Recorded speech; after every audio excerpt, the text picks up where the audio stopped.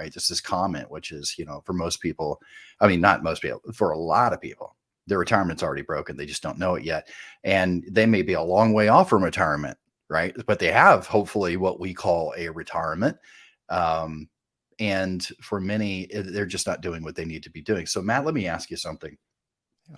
Let's pretend you're the average person. We all know you're above average, but So if you are like putting yourself in that average person, person on the street that is aspiring one day to have a choice to stop working, right? The stop working golden years, American stereotypical retirement. Do what you want to do and have a good time. And you want to enjoy your life, your spouse, your family. You want to travel. You want to see your grandkids, enjoy hobbies like whatever they may be, golfing, woodworking, whatever it is. That typical retirement thing and lifestyle. So if you aspire to do these things, Matt, you're putting yourself in the place of our listeners here. But what you don't know is that your retirement, your future, wealth, your future financial future is actually broken, but you don't know it. If that's the case, Matt, when would you want to know that it's in danger? Ooh, as soon as humanly possible. I don't want to wait until I'm going into retirement and then it's too late. That's just that's not a good situation. Are you sure? Are you sure that if it's broken and you don't know it, that as soon as possible is when you would want to find out? I am 100% sure about that. Absolutely. And here's another way of phrasing that question, which is if you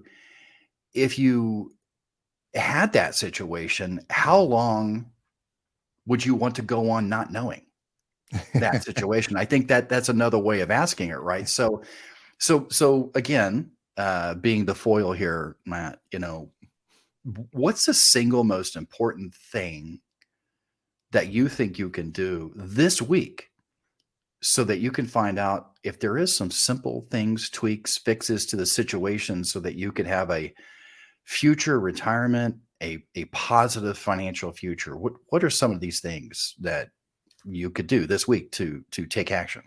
I mean, I think for me, like the number one thing, the easiest and simplest thing would be to ask for advice and ask for some help from an expert. And I mean, hey, I know a guy. So that would be an easy thing Right. for me to do. Right. And I think that is now. That is such an obvious setup and answer, right? It may be broken, and if it is broken, then what would you do this week? And it's a great, obvious, answer to that question. And I think people driving in their car or listening at home and listening at work or whatever could certainly agree. Oh, that's a gimme. Yeah, what a setup that was, Merrit. So, but people don't, right? So there's that situation. You may be one of those if you're listening, and you don't. That would fall under the headline of procrastination, potentially, right? You should, but you don't. That's the definition, right? So what are some of those reasons why people don't take action? They don't call somebody like me to ask simple questions like, how do I know, right? How do I assess my situation? What are the things I need to do? How can you help me? Sort of thing. Why don't people do that? What is it? What's keeping them from taking action? Well, a couple of things. I think one of them is living in blissful ignorance, and the power of that, the comfortability of that, I think is a big thing. It's kind of the same reason that people don't go to the doctor, if a lot of the time, if they think that something might be wrong. They're like, well, if I go to the doctor and I find out something's wrong, then I'm going to know that something's wrong, and that's going to be added stress and all of this. I'm like, yeah, but you can get help if you know something's wrong. And the same Most thing kind of applies. like most men, like what I say about when people Oh yeah, don't go to the doctor. Most men don't go to the doctor unless something falls off of them. So right, exactly. Something just fell off. I have to go to the doctor. Yeah. What was My that? arm is not supposed to be lying on the floor. What is that? I got to get this fixed. Absolutely. But And I would say I would throw some things in there when you're thinking about the list of those things, which is the fear of the unknown.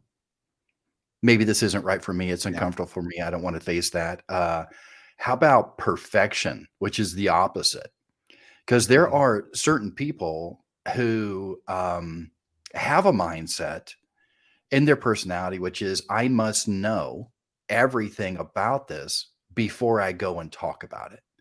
And that is a great excuse for you need to achieve perfection before you take action on it. And that is a perfect reason to procrastinate.